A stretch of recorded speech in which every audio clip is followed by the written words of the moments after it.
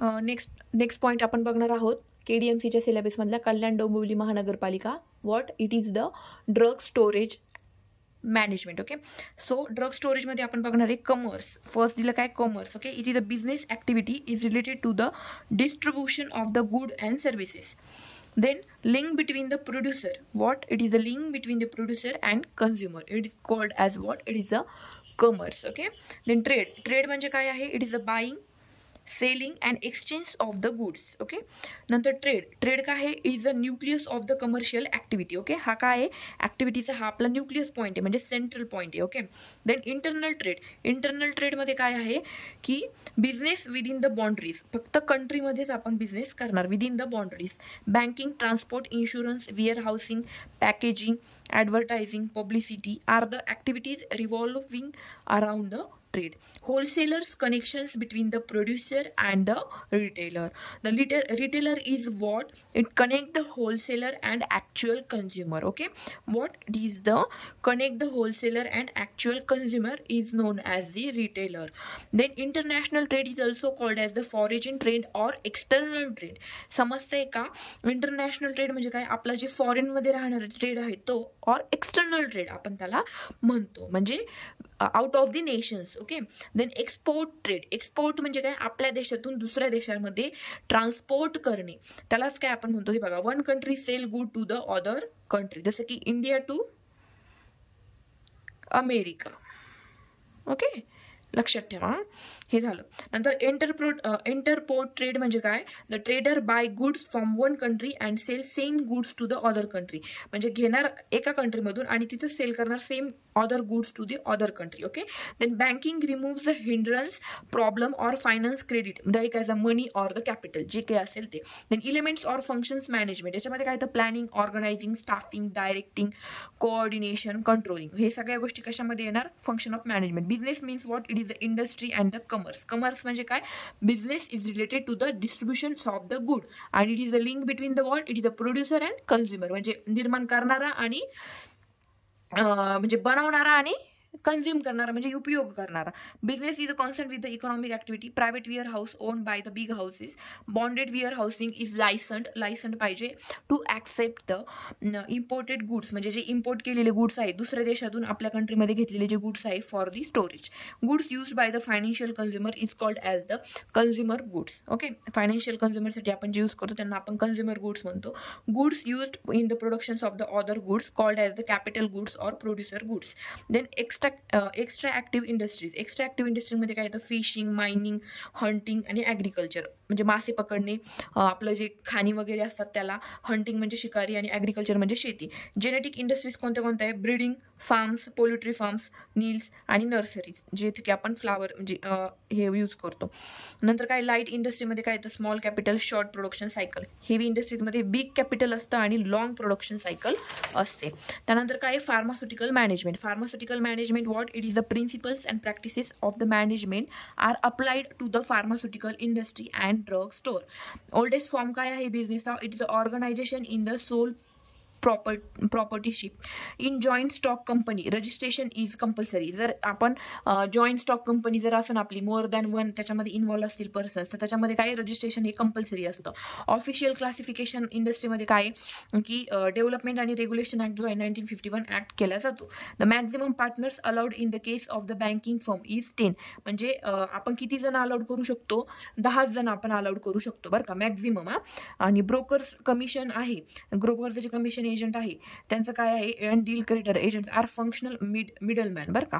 नंतर काय? Wholesalers and retailers are the merchant middleman. जे होलसेलर असतात आणि रिटेलर्स असतात जे खरेदी करतात वगैरे ते काय असतात? मर्चंट मिडलमॅन असतात. Wholesaler is deals with the items manufactured by the single firm, then is called as the stock list. Okay, understand? तुम्हाला समजतंय ना? देन काय? The retailer dealing in the pharmaceutical trade is known as the chemist. जो कोणता retailer असतो तो dealing करतो pharmaceutical trade सोबत त्याला आपण काय म्हणतो? केमिस्ट म्हणतो. Internal retailer is do not operate the form fixed business more from the place to the place. Okay, कळालं? Wholesaler is act as a middleman. Wholesaler जो काय ॲक्ट करतो as a middleman between the काय? Manufacture करणारा आणि घेणारा, retail करणारा. Okay, retail department जे आहे ते स्टोअर करतं in the large scale retail organisation. Large स्केलमध्ये ते स्टोअर केलं जातं. Retail trade through the post mail is called as a what, it is a mail order business. म्हणजे जे मेलद्वारे केलं जातं त्याला आपण काय म्हणतो, mail order business. Heavy machineries असतात त्या sold out by the consumer by directing the selling. Then schedule N लक्षात ठेवा, हे काय करतं, given the minimum requirement for the efficient running and the drug store. हे काय झालं, शेड्यूल एन झाला आपला. ओके, आता सगळ्यात इम्पॉर्टंट काय आहे, for retail drug store area किती लागतो, 10 स्क्वेअर मीटर. आणि for retail wholesaler drug store area it is the 15 square metre. Retail आणि होलसेलर जर आलं तर 15 आहे बरं का. आणि एकच विचारलं रिटेल ड्रग स्टोअर एरिया तर it is the 10 square metre. Okay, then minimum qualification to become the pharmacy what, D pharmacy तरी तुमचं झालेलं पाहिजे. मिनिमम क्वालिफिकेशन त्यांनी दिले. आता बजेट बरं का, आता हे इकॉनॉमिक्सचं पण पार्ट आहे, पण याच्यामध्ये बघा आता बजेटचं काय म्हणणं आहे बघा, काय म्हणतं हे बघा. Budget is return the plan covering project activities of a film from for a definite period of a time. नंतर काय म्हणतंय, budget is planning is basically determining the organizations of the long term and short term financial goals. आपण काय करतो, long term आणि short term financial goals यामध्ये काय करतो, सिलेक्ट करण्याचं काम करतं. बजेट, आता याला मी राऊंड करते. Budget is a tool of the management is carrying out the functioning of the planning, coordinations and the controlling operations. The documents which sets the responsibility of the persons engaged by the budgeting control is known as the what, budget manual.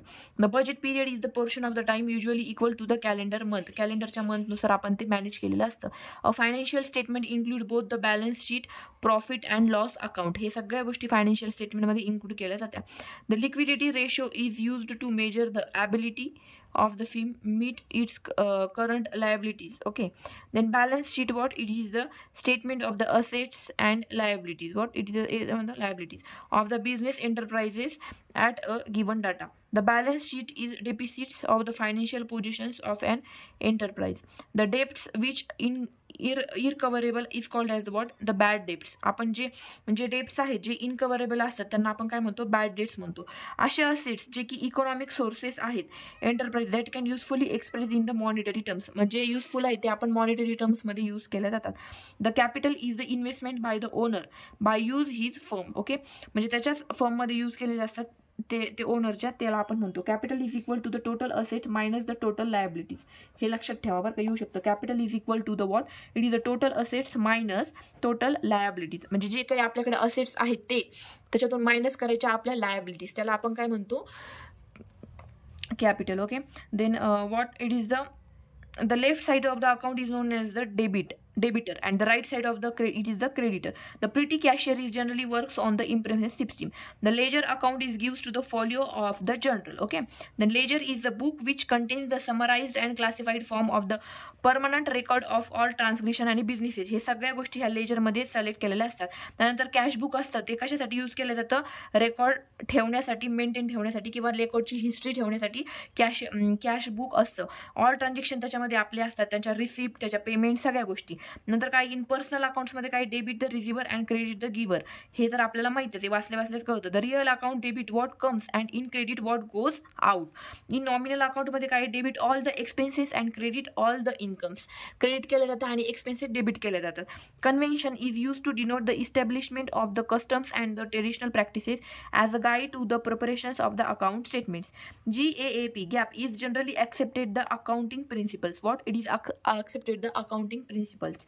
According to the Companies Act and Banking Company Act, accountants are to be prepared by the 12-month period. What it is prepared by what, how many periods, it is a 12-month period. Okay, then next काय आहे, Exim बँकचं आता यांनी इथं दिलंय बरं का. तर Exim bank काय लॉन्च झाली आहे 1 जानेवारी 1822. हे काय, export import bank of India आहे ही. Okay, the ordinary share is also called as what, it is the equity shares आपण त्याला म्हणतो.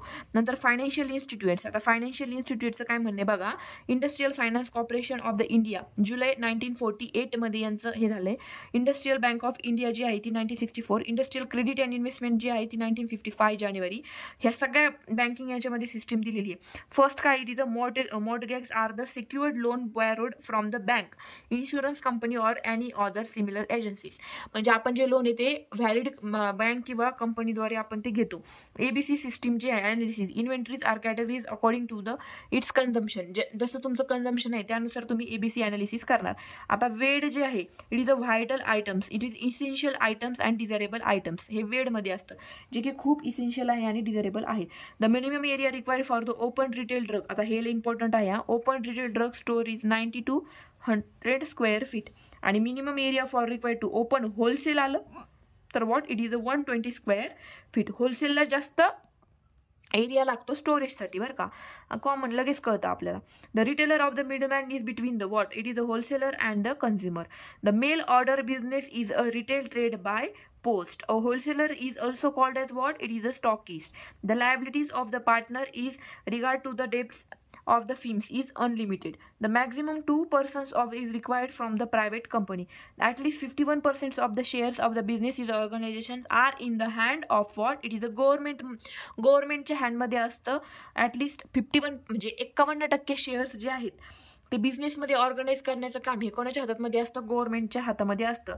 त्यालाच आपण काय म्हणतो? Government company. Business organisation run in a partnership. आता जर आपण पार्टनरशिपमध्ये रन केली तर त्याला आपण काय म्हणतो? फिम म्हणतो.